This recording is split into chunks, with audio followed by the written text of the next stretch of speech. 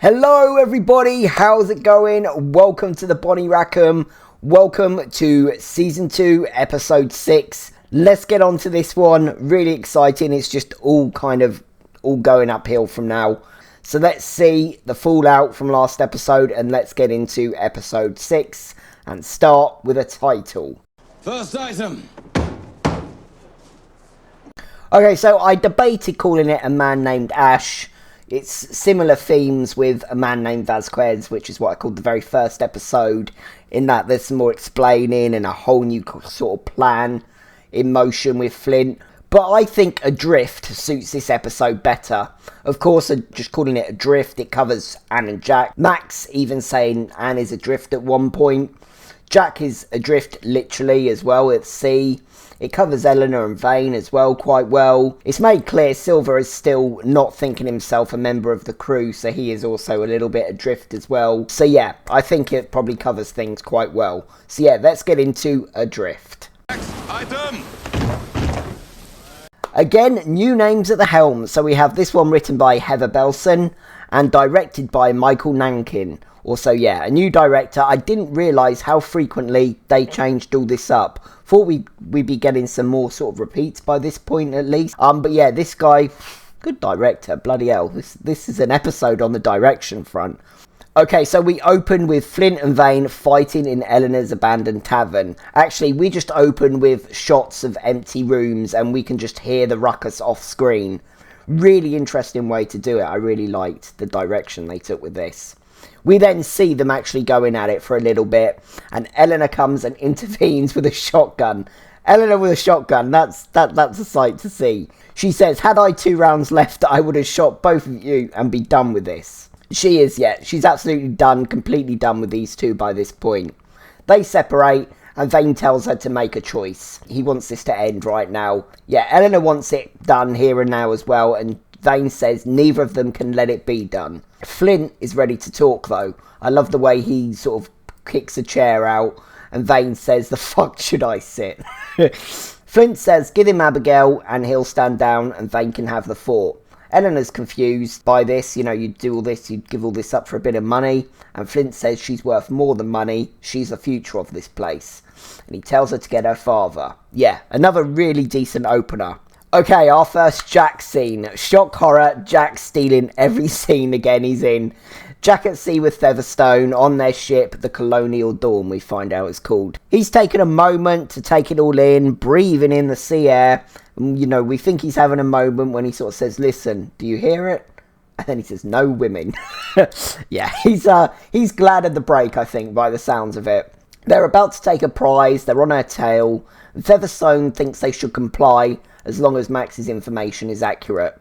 Aside from neither of them calling Max her name again, Featherstone seems a nice guy, but he's not sure about Jack's ability. Yeah, he offers Jack help. It's known he's a politics man by the men and Featherstone, but not a fighting and sailing man at this point, they think. Sails are spotted, the true north, we learn. But Jack proves he knows what he's talking about when it comes to navigation. Yeah, and although he's taken a different approach to the way Featherstone would do it in order to it to be done, it takes him a moment, it takes Featherstone a moment to sort of catch on onto Jack's plan. But when he does, I think he's impressed a little bit. I think Jack sort of wants to steal her wind, and obviously it's all technical and stuff.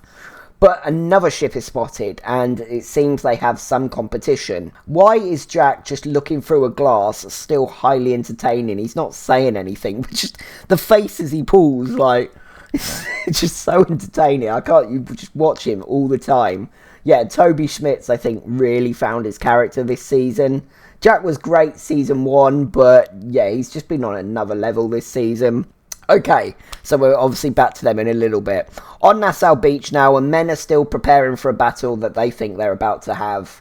Logan tells the bald guy, again, I think his name is Lars, but I could be wrong.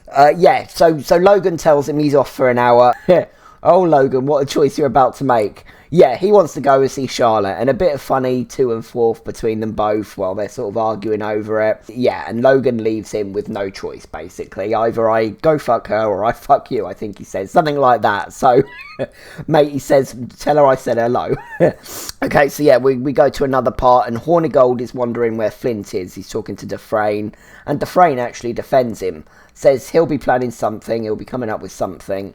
Their conversation is cut short, though, when Billy is spotted and the crew are reunited with him. Yeah, emotional scene this time round to see everyone reuniting. Even Dufresne gives him a hug, though that moment will be short-lived by next episode. Okay, so they're back up in one of Eleanor's rooms upstairs, and Richard Guthrie and Miranda has joined the conversation with them now. Really interesting having Miranda involved here.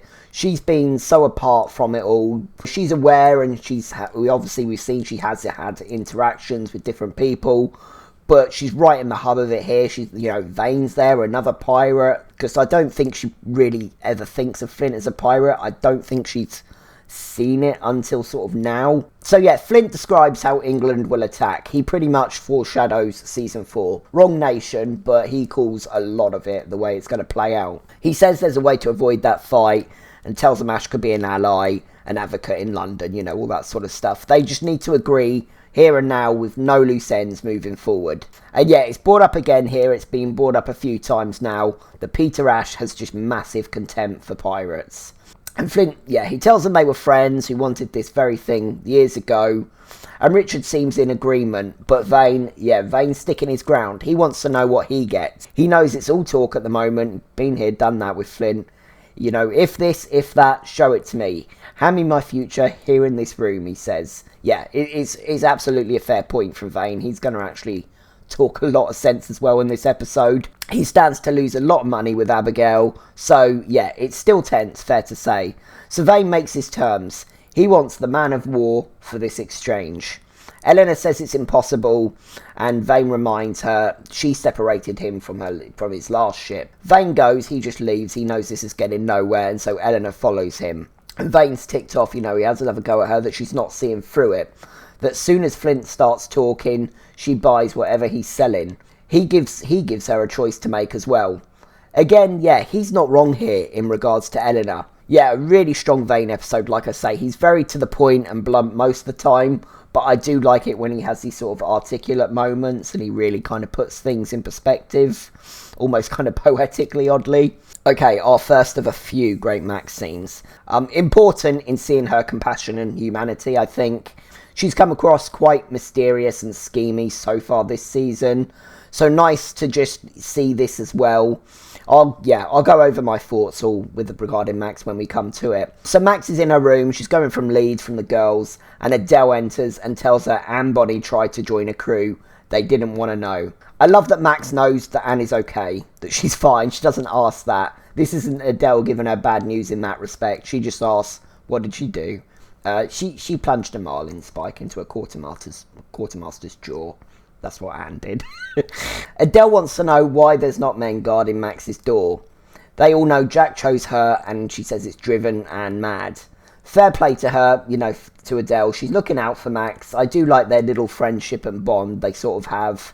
It goes back to, I think, that episode 2 where she helped her escape, didn't she? She distracted the men for her so she could get away. So yeah, Max tells Adele how would she feel if the one man you fought would never betray you did. If you were told by a world full of men that betrayal confirmed for them that they were right to see you as a monster, to be shunned. Max not only understanding what's going on with Anne, but sympathising. She's not mad, she's adrift, she says, which obviously ties in with the title. Max says she doesn't know what Anne will do next, but she refuses to think of herself as another one of her enemies by acting like she has something to fear from her. Yeah, she's sticking up for her. Says to tell the girls just to keep a wide berth if they see her and let her know. So at this point, Charlotte knocks on the door and tells Max that Logan's here. And yeah, she spills the tea a little bit. Flint stopped the crew from coming here. Max basically says, do your thing and find out what you can. Alright, so Flint's talking to Miranda. I think Richard Guthrie is just off, out the way. She was the one that fetched Eleanor when she heard the fighting. He thanks her. He's much gentler here than he was in their final scene last episode. It's actually some of my favourite scenes of them both together, this episode. So yeah, Richard is close by and he asks what happens if he gets an audience with Ash, and he agrees, you know, what's next? What's the next step? He says for this to work, he has to give up the Urca gold, and no one else can take it either. Getting the Spanish involved will just mess up everything, basically. Again, a lot more foreshadowing going on here. Flint says, you know, to persuade his crew to let this go is impossible. But again, Richard Guthrie basically explains that both sort of plans cancel each other out and it's not going to help them. Flint says he doesn't know how, but he'll make it work. Eleanor, she joins them and says Vane has agreed. Flint knows it's crap, and she says, what does it matter? She is guaranteeing the exchange. Flint is not confident and knows the men, you know, won't be confident at her word because, again, been here, done that. Again, she confirms she guarantees it. She will deliver her herself. And she asks, will he deliver his half of the bargain? And the question is left to hang. So we are back with the boarding now with Jack, and yeah, again, I love Jack in this little scene. Love his back and forth with the captain we're about to meet. They have a really good kind of little thing going on. So yeah, both ships have the merchant ship surrendered. More great creaks and ship foley, all that sort of stuff is really great this episode out on the sea. You know, they've done that really well. Jack introduces himself to the captain, who says he's never heard of him. And Jack says, well, perhaps you should get out more. He's such a twat sometimes.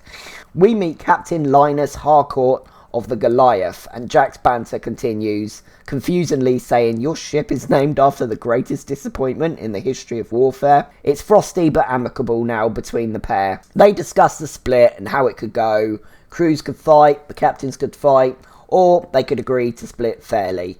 Reasonable men agree, says Linus. Jack doesn't seem keen. The guy is a hefty, tough-looking fellow, and he has a bigger crew, and we can sort of see Jack's clogs working, and he's sort of thinking it through already, and thinking, I don't think I'm going to get the better deal here. So, yeah, we'll come back to that, obviously. Okay, so back with Billy and everyone there. He sat with the crew, sort of going through his ordeal a bit, and he tells them about the Navy and that they're camped only 40 miles away at the moment. Silver's listening in. Hearing about the Navy gets his attention. Yeah, but of course Dufresne, he wants to get to the heart of it. How did he end up in the water? He's still on Flint's arse, Dufresne is. They say everyone assumed the captain had a hand in it. Again, we're made to wait for an answer. Of course, we know we will never truly get a true answer. Okay, so yeah, another, like I said, a really nice scene now between Miranda and Flint. It makes me sad that we finally understand their true history and dynamic. And Miranda just elevates for me as a likeable and respectable character since last episode. But obviously, yeah, we know her time is limited now.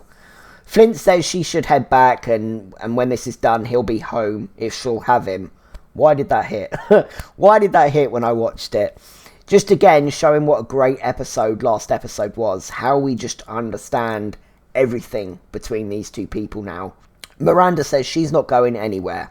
Abigail doesn't know any of these people, including himself, she says, but she knew her once. She might recognise her, and therefore make it easier on them all. Flint wonders how long she'll accompany them, and she says she doesn't know, and says, aren't we all just figuring this out as we go along? Yeah, that would be the synopsis for the show. Miranda, that would be how the show goes. She says she stood aside from it for too long. She says if you and I are to be partners, then we ought to be partners. I love Flint's face here. His smile, lots of love and respect. I think it's almost like he's saying, there you are, there you are. It seems just being amongst it all has really stirred something in Miranda, and maybe a little bit of her old self has come back a little bit. Flint agrees, and Silver interrupts their moment and informs him of a development, i.e. it'll be Billy. We're going to need a drink from the cup for this one. Yeah. But first, probably one of my favourite Black Cell scenes. My favourite from this season, at least, I think. One of. There's too many, I know. But it's don't get me wrong, it's not a whoa, Gohan moment. It's actually bloody tragic and sad on her behalf, how lost she is. But this is this character can do anything, and you're still as she goes, so goes your nation, as I like to say a lot. Yeah, this was where I was like, yeah, okay, she just murked 2 people, but I'm still good.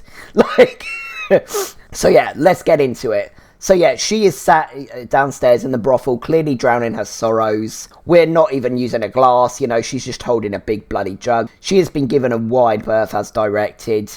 The framing and the lighting in all this scene is one of the best I've seen so far. I mean, we get some bangers and there has been some good stuff, but just like the side profile we get of Anne, like almost like a painting, and the director hangs on it as well. I like with all this sort of stuff, we're all seeing Anne sideways on, i.e. adrift, a little bit. Again, probably deliberate, but might not be. So yeah, Anne spots Charlotte creeping about, and yeah, she is drunk, slurring out a flurry of questions and insults. She knows Flint's man is up there, Logan. Poor Charlotte, she is understandably terrified. Tells her the gold is still out there and Anne wants to know where, so she decides to take matters into her own hands and heads up to the room, with Charlotte following behind. Charlotte can only watch as Anne puts a sword to Logan's throat, wanting the treasure location. Logan did not read the room. Anne says all men betray when it suits them. Yeah, this is obviously some layered shit for Anne, and it's not about the gold at all, really. So Logan turns around and, yeah, issues his own death sentence, really, without him knowing it. Says she won't touch him. She knows who his captain is and who his brothers are. Then, yeah, he pushes it further. Says, who the fuck are you? Just some skinny little without a crew. He then goes on to continue, but Anne is done with this conversation. She slits his throat. Max will explain what's going on here mentally with Anne in a bit, so I can go over that then, so going over it twice. But Anne, yeah, she is just in a red mist, in a daze. Then Charlotte then decides it's a good idea to get closer to Anne and also be confrontational. Not victim shaming, but yeah, that's really not the smartest idea after what you've just seen. I'd leg it if I were you. Anne runs her through. It's just, again, red mist. There's no logic here. Then we get one of my favourite shots in the whole show. Really hope Screen Caps has a good one for this to show you. Again, I want this as a painting. The framing, the lighting. I love the play bondage X device is right next to her. A big X right next to Anne Bonny right now, because it would seem like, yeah, it's game over. And yeah, proper props to Clara Padgett. Absolutely kills this scene. Literally. Yeah, that is a scene, I'll tell you. And now we got another scene. So yeah, how's it going with Jack? Not well, bitch. I feel like he's trying to act and sit nonchalant here, but he just looks so uncomfortable. Again, I hope I get a shot to be able to show you. Both captains are sat doing the split. A good old Billy Goat makes an appearance just casually in the middle of them. Yeah, more great framing here. This guy's belittling him a little bit. Mentions the banner, and Jack's like, what's the matter with the banner?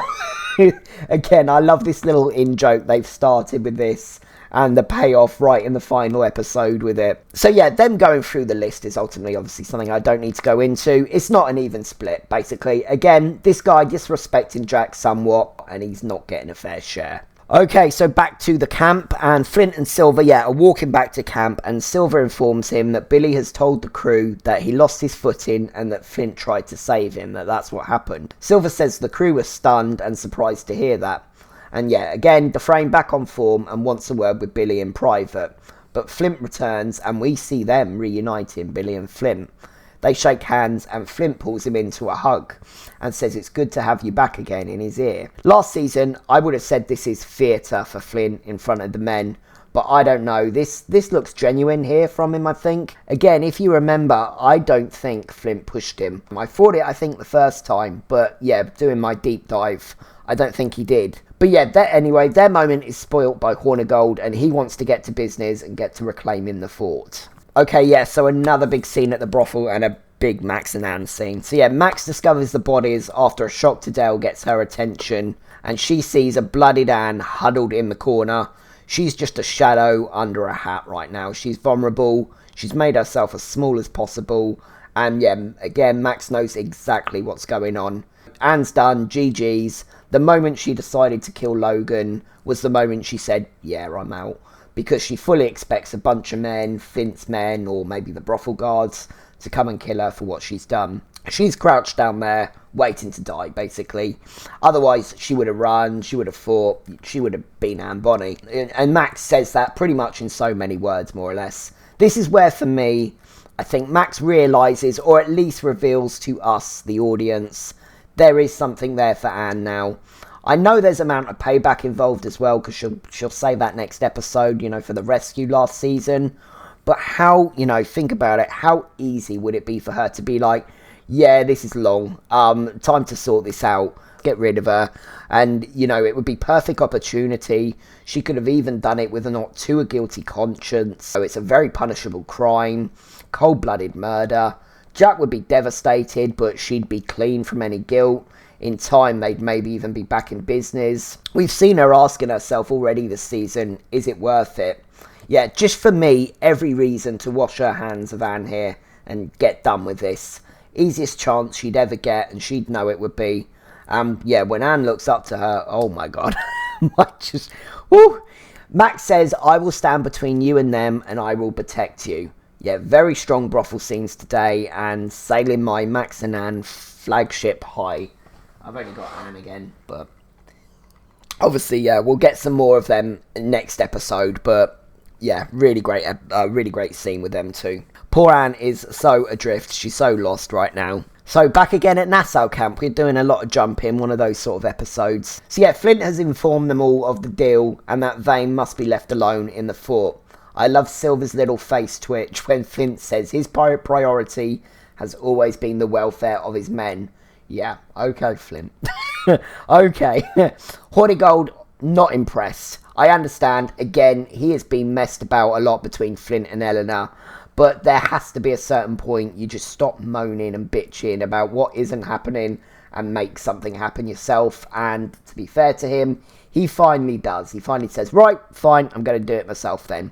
He announces in the evening he wants to talk to both crews and submit himself as captain of a combined crew, to lead the men in retaking the fort as promised, hold Vane to account as promised, and sell for the Urca gold as promised.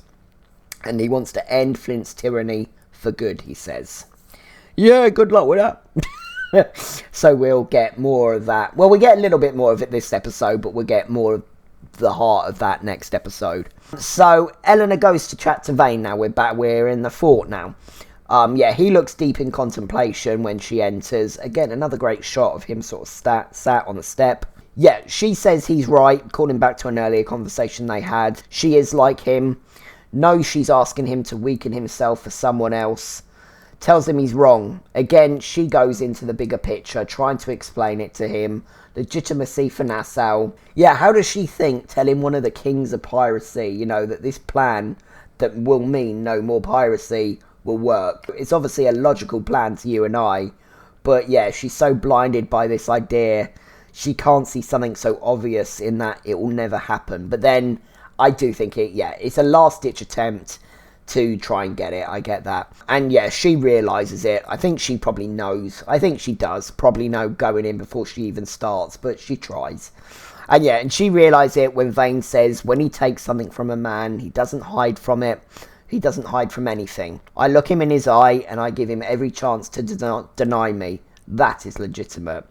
Now it's his turn to try and make her see it from his side. He says England is in no rush to take it back because it's full of too many men like him. Men who would die before being another man's slave again. Yeah, damn Vane. There you are. Missed you last couple of episodes. Eleanor's face, she knows she'll never talk him round. He's got his point. Flint sees it his way. Vane sees it his way. And yeah, she is got to make a decision here. Yeah, he's equally as passionate and determined as Flint, like I says. She probably knew, but she tried anyway, so it's plan B. They kiss, and yeah, we know this isn't Vane's passionate speech talking her around here. This is Eleanor, she's up to something. So yeah, we are back with Jack and Featherstone, and they're sort of gone to the side, and they're talking over the split. This is where Jack understands no one has faith in him and his crew as captain. Featherstone says they have to take, what choice do they have? Obviously this terrible deal. The whole crew will be slaughtered if they, try and fight it. But Jack knows he'll be voted off if he accepts it because it's under par. It's not a good deal at all. Yeah, I really feel for Jack here when he says, "You cannot imagine what I've sacrificed to gain this captaincy. I may have lost the only person in the world I cared for. I cannot lose it." Yeah, Jack knows he's got something to prove here. David versus Goliath, if you will. So yeah, he takes a slow walk back to the table. All eyes are on him, and he's having a good look around too. He's taking it all in, seeing who's going to give me a problem, he's just working it out. It looks like they're going to start negotiations again, and Jack goes to take a swig of his drink, and he just flings it in Harcourt's face, and I just love how Harcourt's like, "Oh, fuck this guy already." And then Jack just takes a couple of swings with his dagger. Everything happens so quickly. I didn't realise first time that he actually made a connection, but Jack knows he has. He gets the shit beaten out of him a bit, it's fair to say. But yeah, Harcourt suddenly starts to lose his strength, and we see, Jack sliced him good. Then the next part is easy, because talking a good game is what Jack does best. He spins a good tale to Harcourt's men, gets the original boarded crew to join his men, and sits down with the Goliath's quartermaster to sort out new terms. But obviously now he's in the advanced position with more men. Go on, Jack Rackham. Yeah, I do love it when this guy gets a win. He's been down on his luck since the first really early couple of episodes. He's really kind of been riding a bit of a goofer train. But now he's got a bigger crew. There's some Featherstone's respect and a decent haul to show for it. All this victory was missing was his person to share it with. It's okay. They won't be apart for too long. It's okay. They're going to be okay. Right. So still in fallout after Hornigold's challenge. And Billy tells Dufresne Flint was right. England is coming. He's seen it. Says they're not even seen as men to them. They're seen as animals. Dufresne says, what if Flint can't pull this off? All this plan, what then? Billy then tells him he didn't escape. Says the captain of the Scarborough offered him and 9 men of his choosing full pardons in exchange for Flint. This is one of those plot lines I've kind of forgotten the ins and outs of, and who's plotting and scheming and what's true and not true. I know Silver and Billy are up to something, and I know there is a ploy in this somewhere, so we're going to have to come back and delve into that properly next episode. I know they're working Dufresne here, I just can't remember who and the ins and outs. I think it's a test of loyalty, isn't it? But I can't remember who set it up for Billy to do it. I think it's Silver. But again, we'll come back to that. So we see Flint watching this from afar, and Silver comes and joins him and wonders why he's so calm. He's just sat chilling, I don't know, he's plotting courses or something. Why is he so calm with his upcoming election? But Flint's got a point. He thinks going around and acting panicked will only aid Hornigold's cause. I really like this version of Flint we're seeing now. I wouldn't say a bit of McGraw is back, but I don't know, there's been a little shift since last episode. It won't, last long until all hell breaks loose and we lose it again. So I'm going to enjoy it while it lasts. I do like this sort of side of him though. And Flint says that he needs Hornigold to lose by such a margin that no sane man will want to follow him after, and tells Silver basically to get to it. But Silver sits and tells him there's one vote he's struggling with, his own. The gold, we know that's still his main aim here, and I think he's understanding truly. I think he kind of got ideas, didn't he, a couple of episodes ago, but he's truly understanding it's not Flint's anymore. So we'll see, he's going to take matters into his own hands, but he's still dancing the dance a little bit with Flint now. Okay, so still with Silver, and he is approached by, I want to say Lars. I'm going to say Lars, but it might not be. Logan hasn't come back from the brothel, so Silver goes to investigate. I love when Silver asks for the madam, and it's pointed out Max, he doesn't see her at first. And how he's not surprised when he sees it's her. Well, he's a bit surprised at first, and then he's like, oh, okay. Max has a really bad poker face here when she tells him that Logan isn't here. But disposing of dead bodies, not her expertise or comfort zone. Totally understandable. She lets him in on it, and they go upstairs. Well, she doesn't let him in on the who or the why, but John knows she knows something more about it all. It's all too much of a coincidence. Ask her how she's planning on explaining this, and Max says she was just going to say they fell in love and ran away together. He elaborates on this plan for her, so he's going along with it. And Max asks, the question, why would he help her? He says if Flint or Flint's crew were to learn about this, then it would make his life far more complicated. More delays, I think, is what he's thinking here. Max is confused and asks, aren't you one of the men on his crew? To which Silver, I love it, he just gives a little smile, and sort of says, get to it, So yeah, old Silver, we've not had much of him, it's felt like, for the last 3 episodes. Maybe not even really at all properly, really starting to get into him now.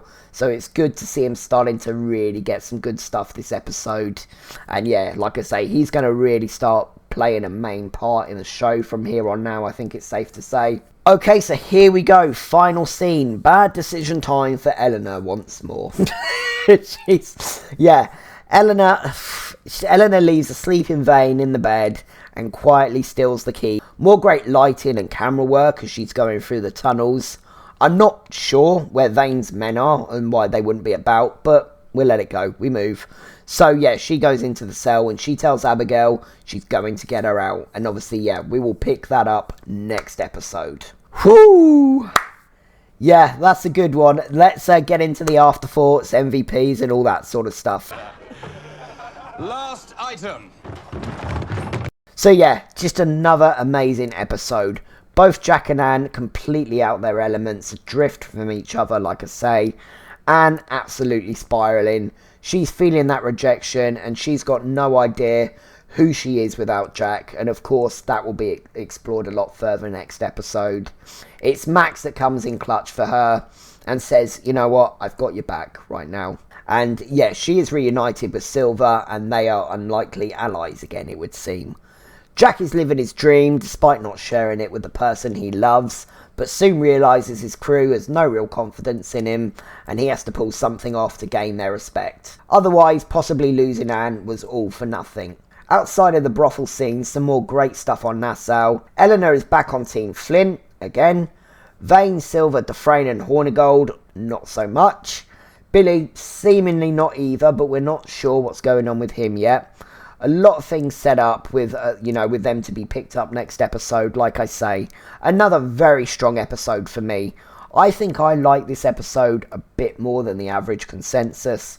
Probably for obvious reasons to you by now. It's not 9.7 strong, but it's probably my next favourite episode so far after the last episode. I'm going to go for still a very strong 9.3. Plot twist. I don't think any episode from here on out will be getting under like a 8.7, 8.8 sort of score. Just trying to think in my head. No, I think there's a bit of a 1 in 3 somewhere, but not a shocker or anything. It's all good from here on. It's all bangers from here on. Okay, MVP. We're back to having some good contenders. A lot of people fighting for it. Some honourable mentions. Miranda continuing to rise and really showing she's Flint's ride or die this episode. Silver starting to do a few little bits quietly in the background. There's a small argument for Eleanor, separating the fight, stopping that from happening. And maybe first time viewers were cheering her on when she grabbed that key. But again, she's sort of taken away Vane's power of choice here. And Vane, speaking of, really standing his ground and passionately stating he's not for this civilised Nassau because he knows such a thing isn't possible. Not for men like him and not for the men that are, that they'd have to work with to do it. No, Anne's not really in contention for murking 2 people in cold blood, I know. But it's still a very strong Anne episode, so I just wanted to give her a shout out. No, this for me is really between Max and Jack. Max, although her intentions are still not completely known, there's always a small chance with her she could be working some kind of angle in covering for Anne. But no, for me, not for me. This is oh shit, I had no idea what these 2 people really meant to each other, did I? In splitting them apart, I've split this woman apart. I'm going to do the right thing. I think it's that sort of thing for her. I think love, or at least a fondness now, plays a big part in her decision as well. And Jack, like I say, going through his own struggles as well, apart from Anne. Another boarding means he has to think on his feet, so not to lose his face in front of his new quartermaster and crew. It's a bit messy, but he pulls it off. And yeah, I think I'm going to give this one to Jack Rackham, meaning Captain Jack is on 2 with Flint and Vane. Yeah, he deserves this one, I think. I'm going to give him the nod. Best scene, Anne's Merkin scene. All of it's really good, but yeah, Anne's Merkin scene. I really went into that one. But yeah, if it's your time to go, then that's the way you want it done, really. Maybe that's just me, but yeah. Best quote, I love Mac's speeches to Adele in regards of understanding where Anne's coming from. She's not mad, she's adrift, you know, all that sort of stuff. And then going on to say she refuses to think of herself as another one of her enemies by acting like I have something to fear from her. And Vane's got some great insight as well this episode. A lot of funny Jack moments, little quips back and forth with the captain. I think when Linus hasn't heard of him and he says, well, perhaps you should get out more, is my favourite, so that probably pips it, I think. But yeah, really strong episode. Yeah, really loving getting stuck back into this now after Christmas. So yeah, I will be back with episode 7, which yeah, is a tough Anne episode. Going to be a tough one to sit and make my notes for that one and that bloody monologue that I know is coming. But yeah, thank you for watching, everyone. Hope the start of the new year has been okay. And yeah, I will see you very soon for episode 7. Alright, take care. Bye. Peace out.